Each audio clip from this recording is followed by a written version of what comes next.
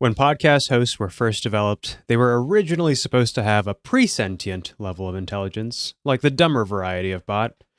But you can't put something as dumb as a podcast host in charge of episodes for anything without spending even more money for expensive company-employed human supervisors. So they made us smarter. The anxiety and depression were side effects. I don't know. There are some pretty mellow and chill podcast hosts out there that I'm not convinced about. They may not be quite as sentient, however. Yeah.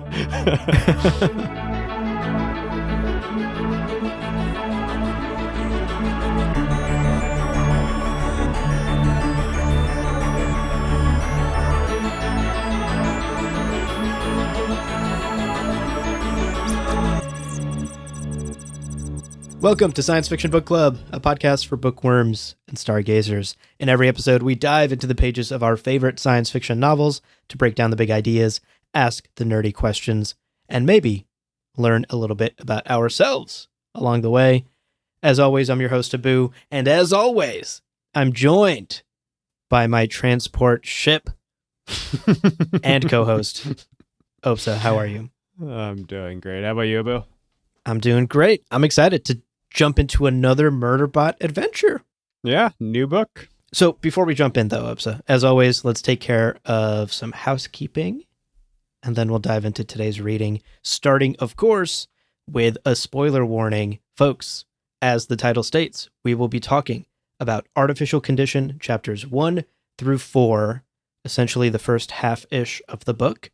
And just as a reminder, this is the second novella in the Murderbot Diaries series. We've already covered the first book.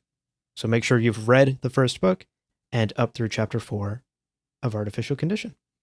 That's right.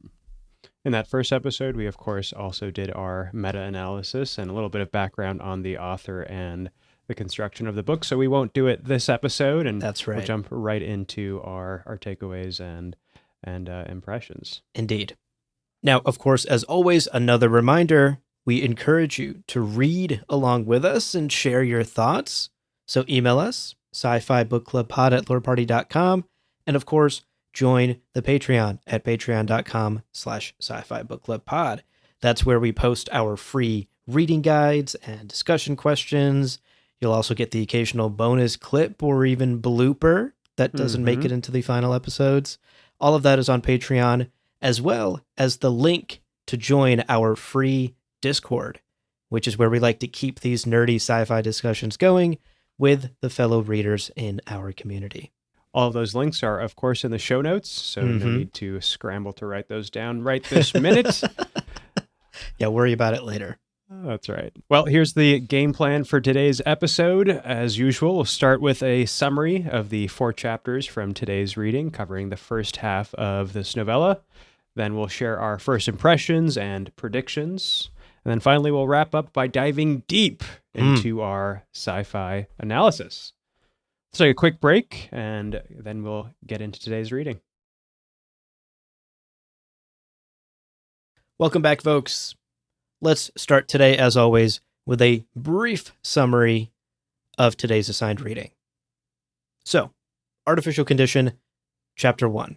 We join Murderbot, who is on a transit ring shortly after it abandoned Mensa and the other members of Preservation Ox at the end of the previous book, if you'll recall. Now, Murderbot, at the moment, is doing its best to blend in with the rest of the people on this bustling transit ring and trying to pass as an augmented human. That's a right. Human with implants. Yeah.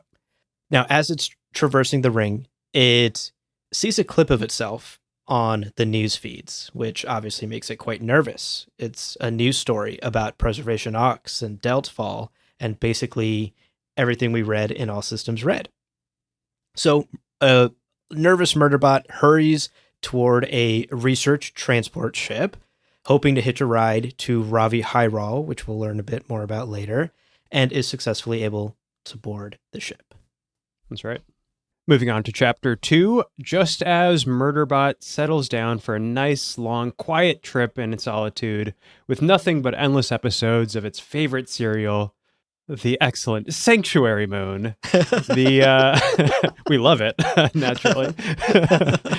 The research vessel that it hitched a ride on suddenly starts talking to it. Oh. It turns out this is no ordinary research vessel, but in fact is operated by a super intelligent bot that could essentially crush Murderbot with a wave of its proverbial hand. Oh, no. After a tense few moments, the research vessel apologizes for scaring Murderbot, I think somewhat sarcastically. Yeah. But the two soon somewhat bond while watching a new show called World Hoppers. The research vessel is deeply empathetic and emotional about the show in an almost cute and innocent way. Yeah, this is interesting. When, quote, a major character died in the 20th episode, I had to pause 7 minutes while it sat there in the feed, doing the bot equivalent of staring at a wall, pretending that it had to run diagnostics. Oh, I giggled at that. Which is great. Very cute. When the research vessel asks Murderbot why it's trying to get to Ravi Hyrule, Murderbot panics and shuts itself down. I get it. I think we've all been in a situation where we're just like, I want to shut down in this conversation. Irish exit. I'm out. The best kind of exit. All right. When Murderbot wakes up 4 entire hours later in chapter 3, the research vessel is still patiently waiting for an answer to the question. I love that. I loved that too. Art, asshole research vessel, as we are now calling this ship, pushes Murderbot for an answer. And Murderbot finally reveals that it wants to find out the truth about the massacre that took place on Ravi Hyrule and basically find out what kind of fault Murderbot is at for the massacre that took place on this mining colony. Right. It's a part of its history that it does not know. Its memory has been wiped. Art warns Murderbot, though, that it behaves way too much like a sec unit. Like, Murderbot, buddy, you're never going to pass for a human on Ravi Hyrule. Because folks on Ravi Hyrule are constantly working with sec units. They have tons of experience working with constructs like you. Right. And it's not going to be like that transit ring that you just passed by where no one has seen a sec unit. This is a different ball game. So what's the solution then? Turns out Murderbot is going to have to undergo these medical procedures to help it look and behave more human-like. And Art offers to conduct said surgery in its state-of-the-art medical bay. Oof. Murderbot, understandably reluctant, and in fact takes a couple of days to really think this over, but ultimately it agrees to the procedure. Really doesn't have many options here. No. I mean, it looks like every standard sec unit, and yes, Ravi Hyrule has plenty of them. Any scan would catch it in an instant. Exactly. Well, in chapter 4, Murderbot is coming back online after the procedure, post-op, looking a lot more human and hairier than ever before. There's a lot of emphasis put on getting a little more hair on those arms. That's right. That's what it takes to pass as a human. Well, the next issue is how exactly to gain entrance to the colony, and Art, the ship, ends up proposing getting an employment voucher via a freelance security gig. Oh, God, not freelancing. Not freelancing. Anything but freelancing. It's always the gig economy. Well, it turns out Murderbot, again, has not really many options here but to accept the proposal and ends up nervously meeting a group of young workers who are looking to hire security for what they describe as a pretty risky meeting with their former boss who classically stole their proprietary work and very likely intends to kill them. Wow. Things escalated very quickly. Quite quickly. And these youngsters are clearly out of their depth. Oh, yeah. And being a sec unit is kind of the only thing Murderbot can do, so it agrees to take the job for quite cheap, actually. Yeah, below market rate was my understanding. Well below market rate. Much to the relief of these young workers who clearly don't have the money to actually hire security. Neither the money nor the wits. They're not in total agreement about this plan. Oh my gosh. It's just kind of what it's a mess. kind of need to do. It's kind of a mess. They're very clearly walking into a trap, as Murderbot warns them. Yeah. All right, that's the first 4 chapters of this book. What do you think, Opsa? We've met a new character in Art, and Murderbot has a bit of a personal mission that it's undergoing in this story. How are you feeling? Yeah, I'm honestly really enjoying diving back into the world of Murderbot.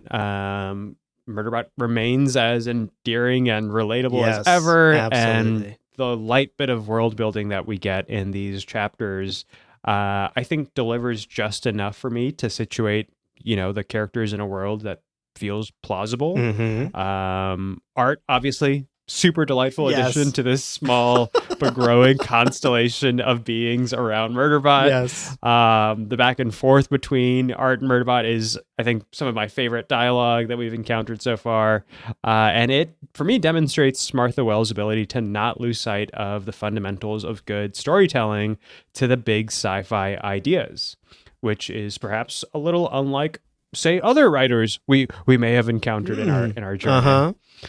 No, all in all, I'm excited to see where this journey takes us. And for being halfway through the book, I can't say I totally know where that is, which is terrific. Yeah, this could go one of 1,000 different ways. Yeah, in the back half of this book. I'm in total agreement with you.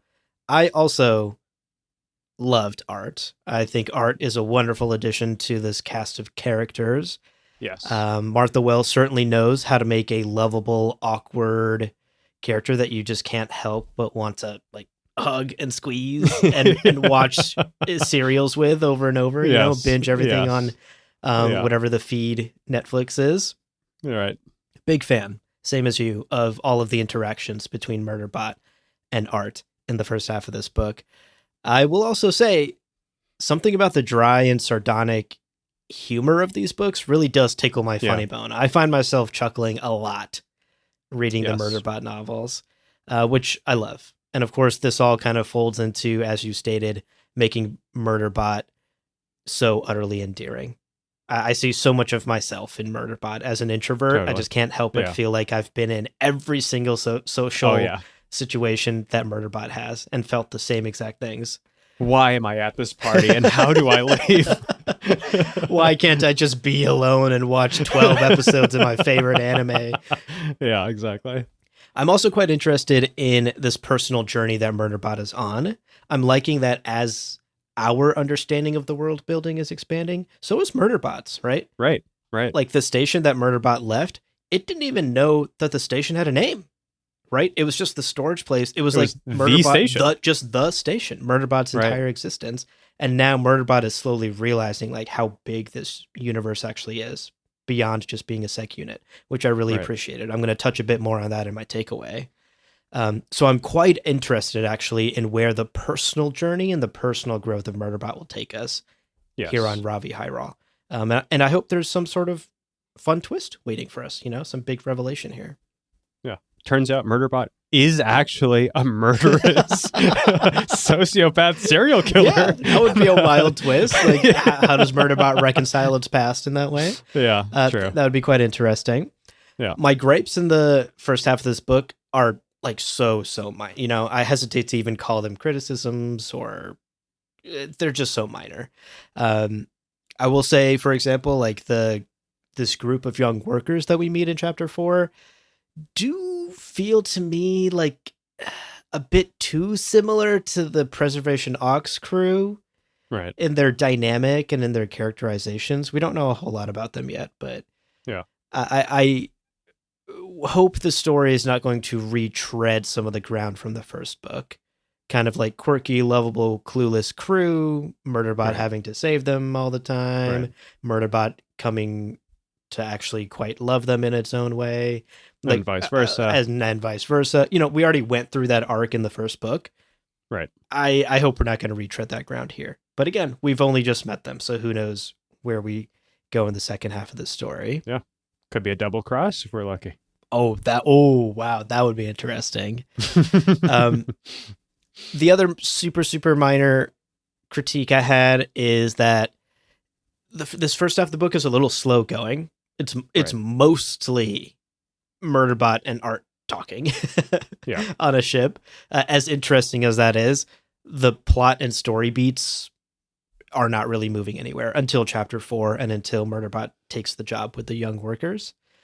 So just kind of a slow burn for quite a short novella, right? It's a very, very small story. And to be halfway through and not have a lot of momentum in the plot itself makes me hope that we're not going to rush through stuff in the second half. You know, maybe the whole book will be kind of like a slow meditation, which I would be fine with. Right. Yeah, definitely haven't achieved a climax of any sort here. It's really still rising action, and for 50% of the way through the novella, that seems kind of like interesting pacing. Let's put it that way. Yeah, certainly. And again, this isn't big stuff that's detracting from my enjoyment of the read so far. Not. This is super, super minor gripes. And if anything, I'm excited to see how the second half handles it. Totally. Well, with the summary and our early impressions out of the way, so let's take another breather.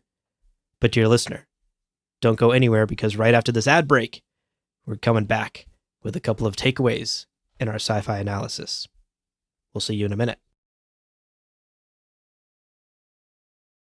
All right, welcome back, listeners. Let's jump into our sci-fi analysis, and I'll let Abu, you take it away. Okay.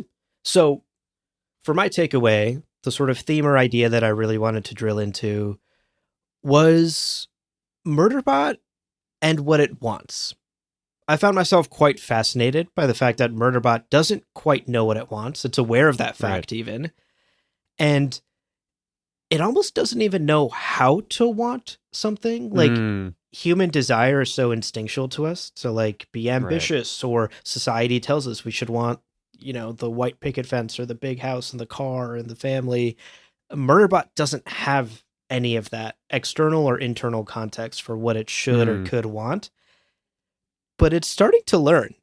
I picked up on a number of quotes that really stood out to me in these first 4 chapters that I want to highlight some of them, because despite Murderbot's own reservations on being too human, you know, undergoing that surgery and becoming too human, it is clearly learning what it means to be human, and in particular, what it means to have human desires. Mm-hmm. And what I found really reassuring, actually, is that, like all of us, really, Murderbot is kind of making it up as it goes. Right. Just winging it from one day to the next. Yeah. This is even something that it wonders about Art. You know, why did Art let me onto this ship? What's Art's end game here? And it turns out Art's not even hostile. Right. And Murderbot thinks, quote, maybe it was like me, and it had taken an opportunity because it was there, not because it knew what it wanted. End quote. Kind of that leap of faith, just like, let's see what happens here. Yeah. That is a very human thing to do. Yeah. There isn't really quite the master plan. No master plan. No sort of even animalistic drive, right? Like, I'm going to do this thing because I'm hungry and I need to hunt, or I'm going to do this. I'm going to sleep now because I'm tired. This is, I'm going to do something unexpected and just see what happens. Yeah. I do feel like that's a pretty uniquely human thing to do. Totally. So let's get into some of these quotes that I pulled, because there's a bunch of small moments in these chapters where it's clear that Murderbot is beginning to value itself as an independent being beyond the scope of just existing as a sec unit, which has been the vast majority of its life up to this point. Yeah, totally. For example, there seems to be almost this growing self-preservation instinct within Murderbot.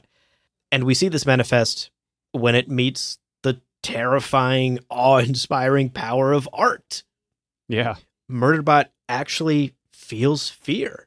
Quote, I'm not normally afraid of things the way humans are. I've been shot hundreds of times. So many times I stopped keeping count. So many times the company stopped keeping count.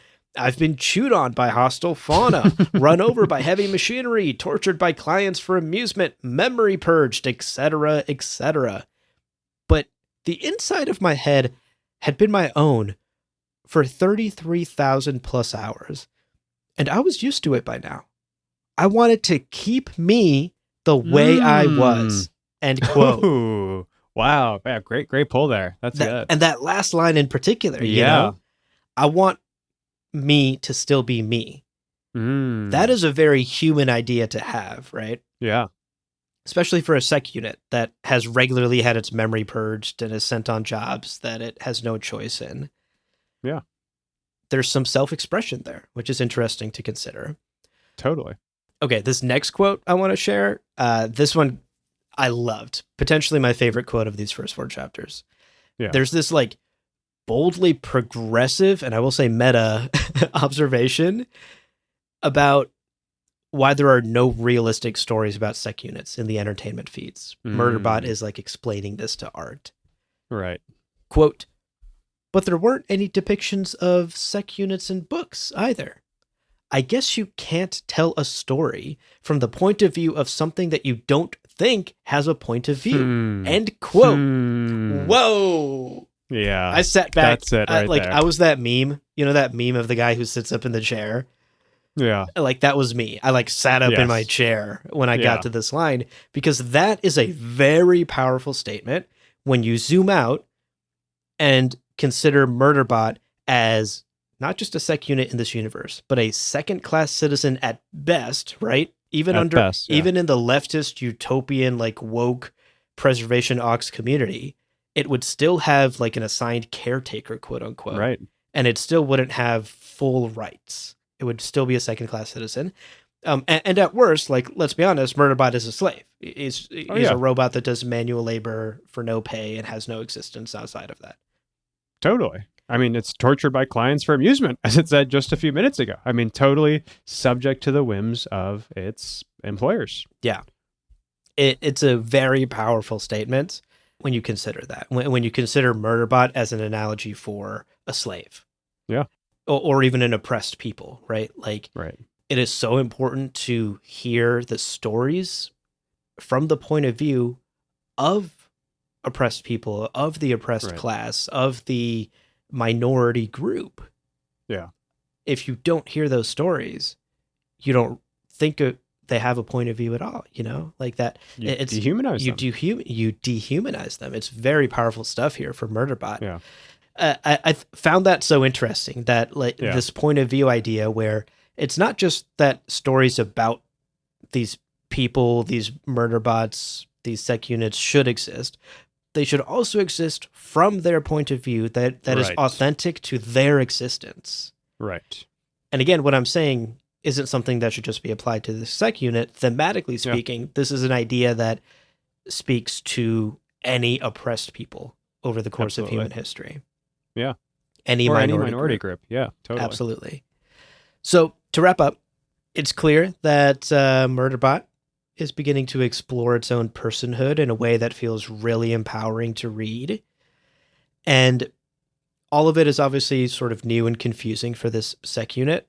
It's starting to sort of push the boundaries of its past experiences. And all of this, for me at least, calls into question how sentient these constructs really are. Yeah. Yeah. Has Murderbot always been curious like this? Or is this a result of hacking the governor module? Right. I'm not sure. Like, is it just the governor module? Did Murderbot hack the governor module and now suddenly is having all of these human-like feelings and thoughts and fears and resentments and frustrations? Are we to like believe that all sec units and all bots don't have these feelings at all? Right. Or do they? And these feelings are just suppressed by the governor module, right? Right. And of course, that raises moral and ethical questions about how sentient are these constructs, like these sec units, or even the pleasure units. Yeah. And if they are sentient, if they are capable of feeling fear and having desires, do they deserve the same rights?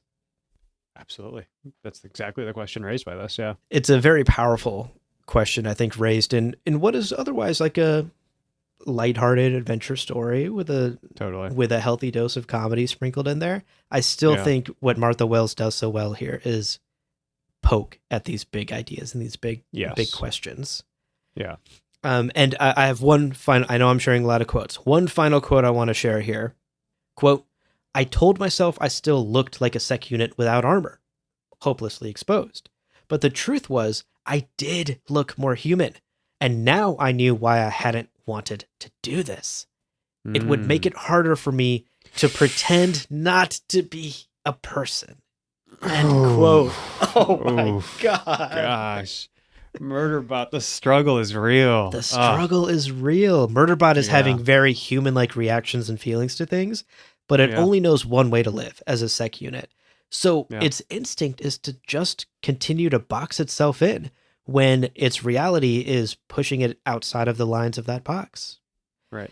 And this is one sort of like sad example of how when you take someone's personhood away from them, it can be an oppressive cycle. And they may begin to see themselves through the eyes of their oppressor as a non-person. Totally.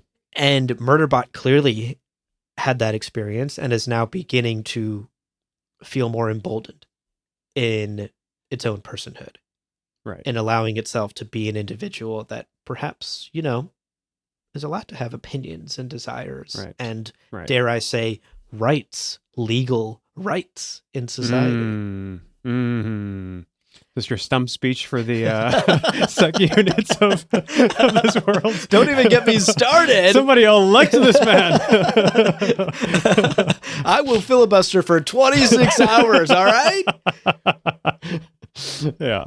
So I wanted to end on that quote because it's just so powerful, and I will say I'm very proud of Murderbot. I want to give Murderbot a hug and tell it that I'm so proud of it. It is slowly starting to feel confident enough to maybe stop pretending one day and allow itself to embody its full personhood and be proud of everything it is beyond being just a sec unit. Oof. There we have it.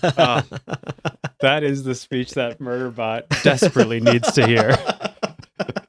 I don't know if it would accept the hug, I will say. But it certainly wouldn't accept the hug. It wouldn't even make eye contact with me, you know? It would not. It certainly would not. But those are the affirming words that I think, I totally agree. Murderbot is now starting to come into some awareness that it does have a personhood, and it can carry out that role, that function. It can in fact kind of live that truth of itself. Yeah. And it's quite sad to see. There were a bunch more quotes that I didn't include in this. I could have gone way longer, but like one thing I want to shout out is like it's quite sad to realize how oppressed Murderbot is, because Murderbot has a hard time even expanding beyond its own oppression. Right. There's that moment where Murderbot and Art first meet, and Murderbot says, "Bots can't trust each other because at any moment we could be ordered to kill each other." Right. By the humans, Replace the word bot with slave. Yeah.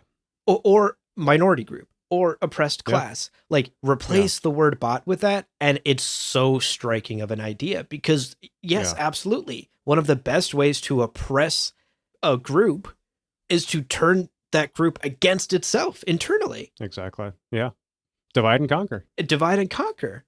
If that minority group can never actually rise up against you because it's too busy distrusting its own people, then there's nothing to fear from that group. And we see an example of that here, and it takes Murderbot a while to warm up to Art and trust it. So just another example of like Murderbot being a second-class citizen and living within this like oppressed mindset, and finally seeing the cracks and feeling just a little bit, 5% more confident than it was yesterday, and allowing itself to maybe someday step through the cracks.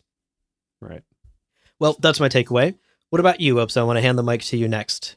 What is a big idea you want to get into from today's reading?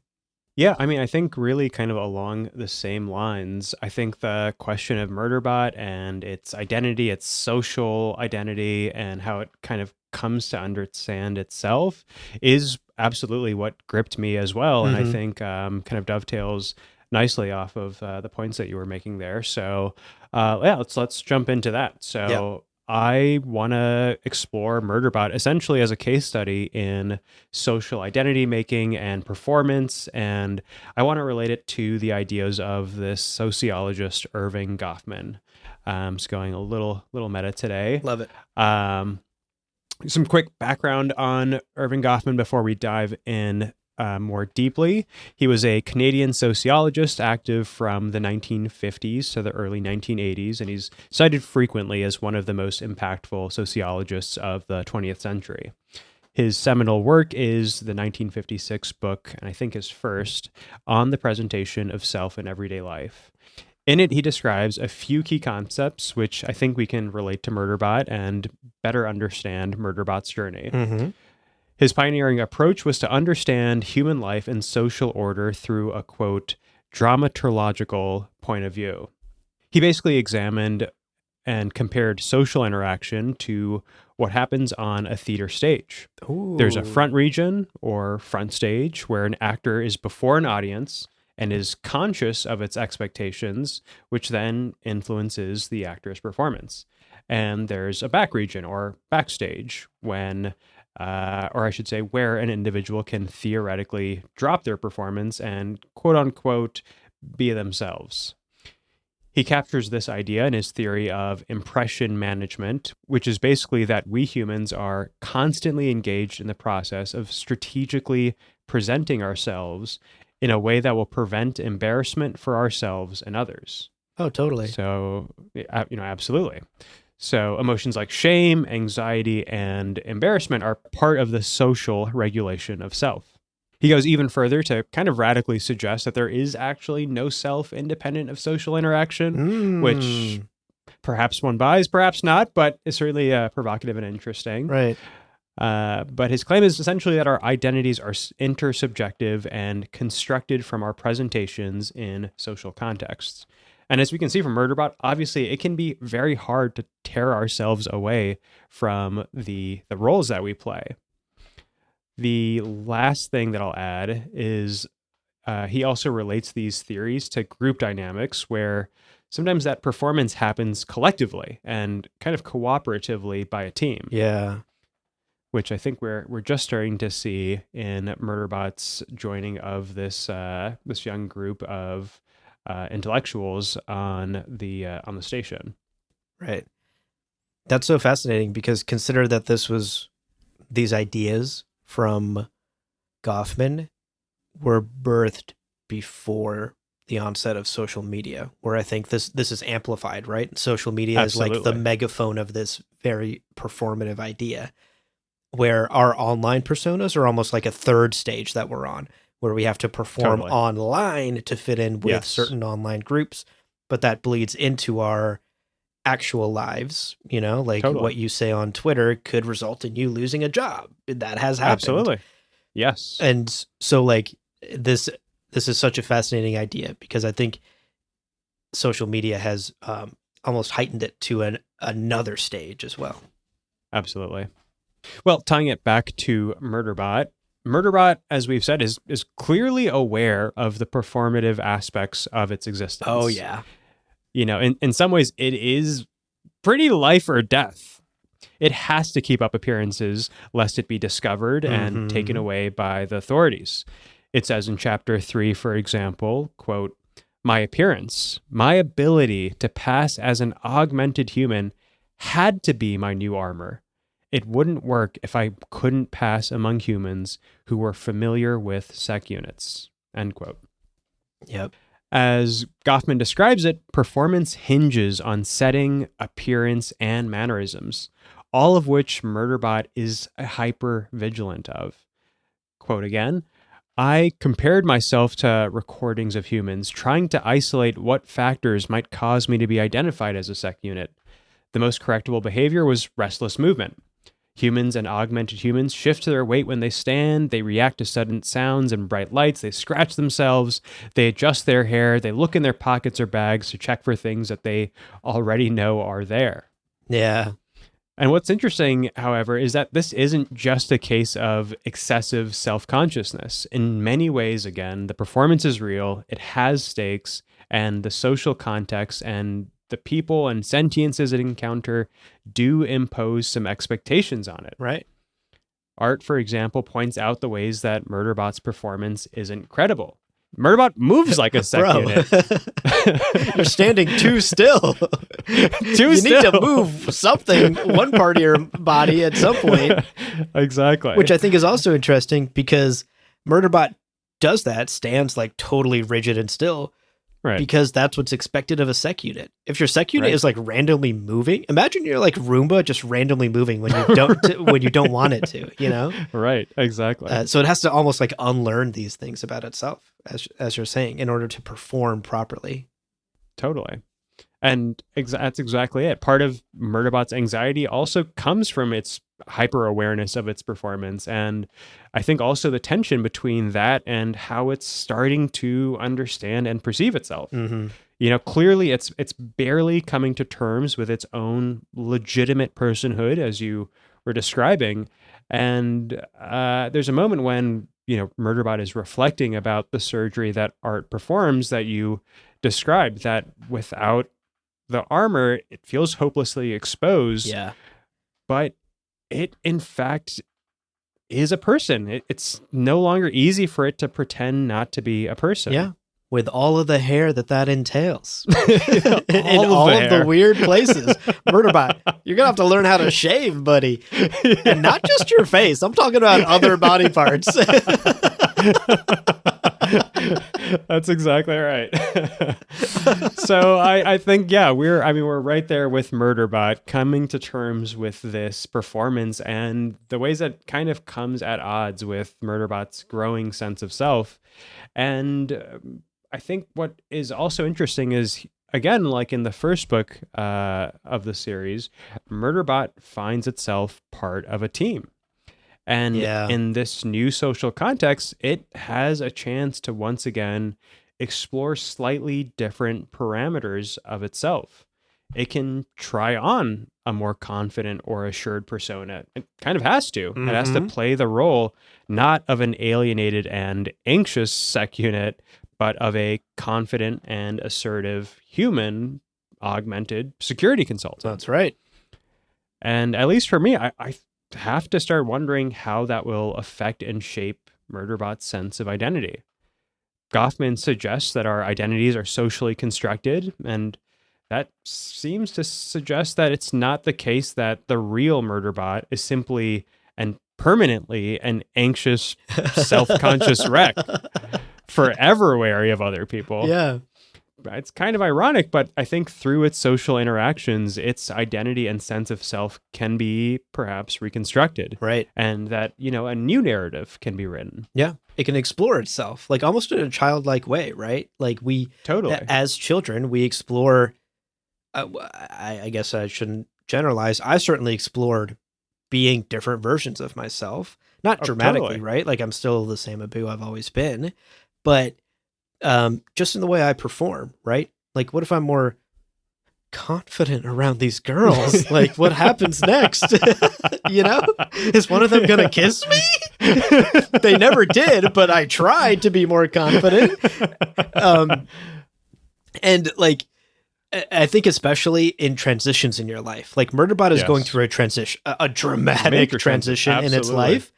But think of the transitions in your own childhood. You go from elementary school to middle school. Suddenly you're in the big leagues, right? Right. And then you go to high school and like things dramatically change. One of the biggest transitions for many of us is to go from high school to college and living on our own for the first time in our lives. Yes. Yeah. And those were all points in my life where I tried a slightly tweaked version of myself to see how it went, and to also find myself, right? Like to find the person that I wanted to become and be, and the things I believe, and all the things we do throughout the course of our human lives. Murderbot is doing that as well here. Yeah, it's honestly quite a powerful thing to see and to kind of reflect as you're seeing Murderbot's journey.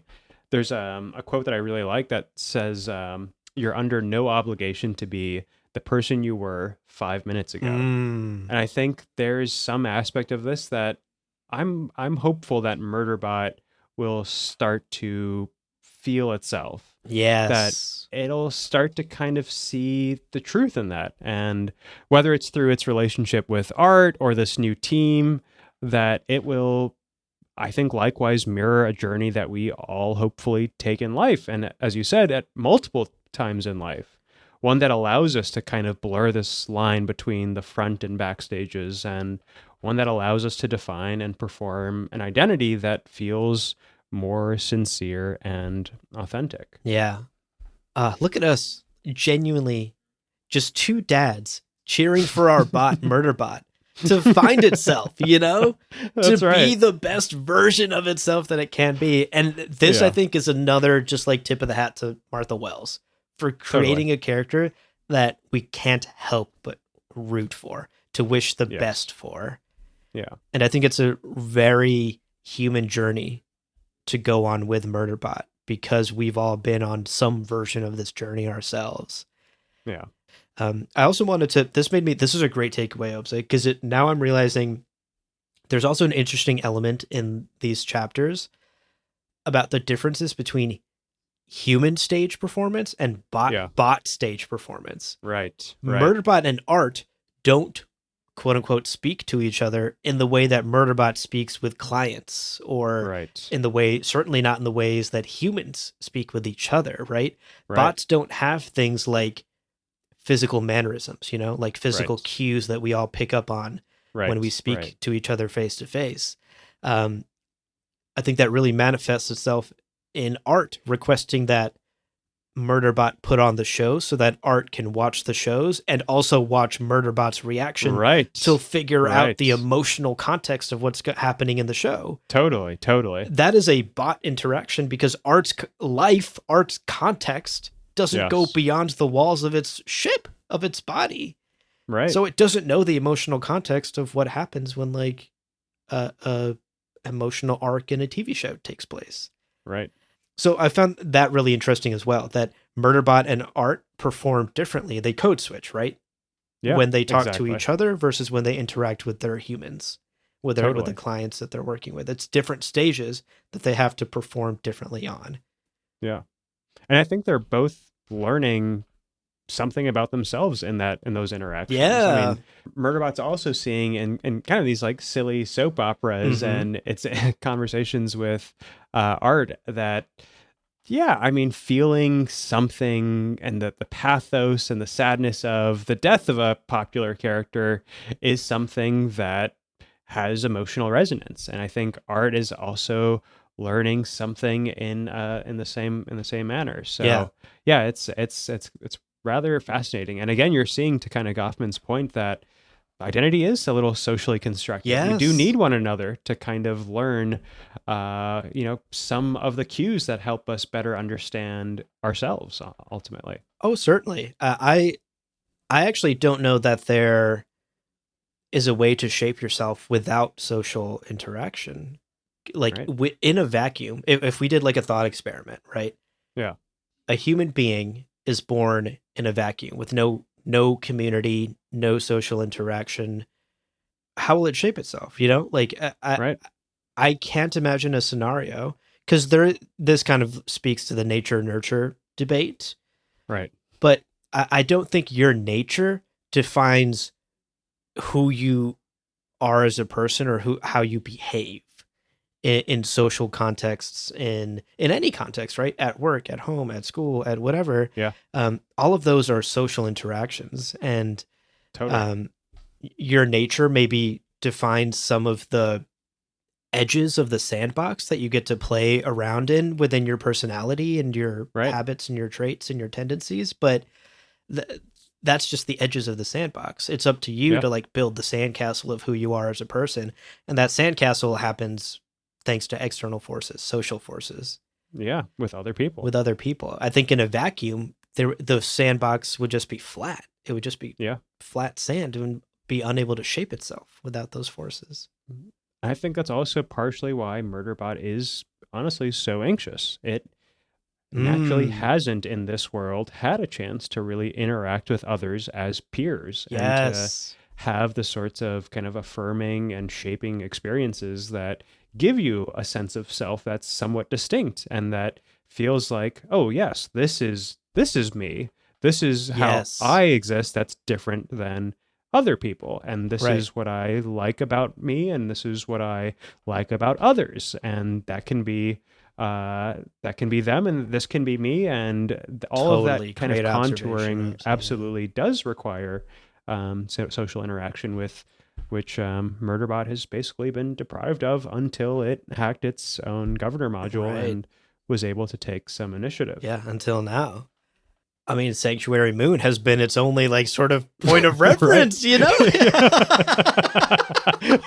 Imagine like Grey's Anatomy or whatever, some other like soap opera. Days of Our Lives. Days of Our Lives being your only way to Right. measure your own Right. identity against, Yeah. you know, against Yeah. these like fake caricatures of people on screen.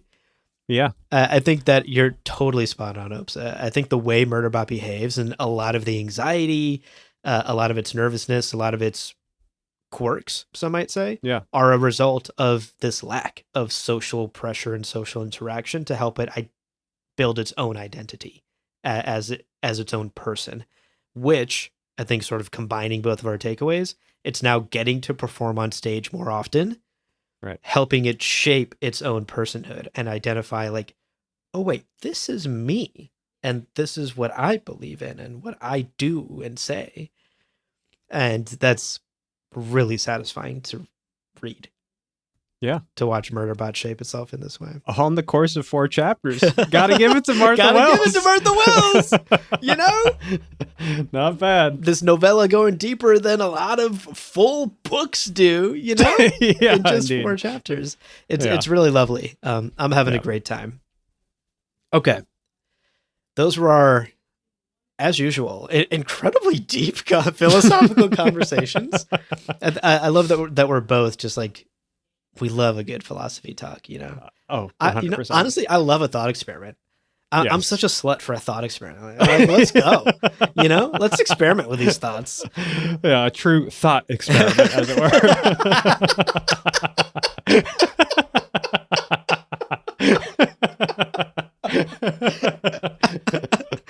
Oh, yeah. I don't mean to explain the joke, folks, but might need THOT captions. thought, you know, like the captions might really explain that one. All right, that wraps up our conversation today. You have homework, dear listener, for the next episode. It's very simple. Make sure you've read the rest of the book. That's it. Chapters 5 through 9, the second half of this novella. As always, if you're curious about reading assignments and what chapters you have to have read by when, check out the link in the show notes below to our entire season's schedule. We always post this. It's in the show notes for every episode so that you, dear listener, can keep on top of the reading and join us for these wonderful conversations. That's right. You'll also find on our Patreon, as well as in the Discord, which again you can find in the show notes, a open poll. We've got an open poll regarding potential live Q&As, maybe some reader discussions over video chat and audio chat in the Discord. So please check in on those polls and leave your thoughts and responses. Definitely. So you and I have really been brainstorming ways to get our community involved even more directly in this show. You know, we get emails, we get Discord messages, but what are some other ways that we can make this really feel like a book club? Right. So we're throwing around some ideas and we would love for you to vote and help us decide if we should pursue one of them. That's right. Well, friends, I guess you can't tell a story from the point of view of something that you don't think has a point of view. So help us develop one by leaving us a review on Apple Podcasts and Spotify. And be sure to check out the other shows on the Lore Party Podcast Network on loreparty.com. You can also follow us on Twitter and Instagram at lore_party, and we're also on YouTube. Thank you so much for listening, and remember, sometimes you just have to take an opportunity because it's there, not because you know what you want.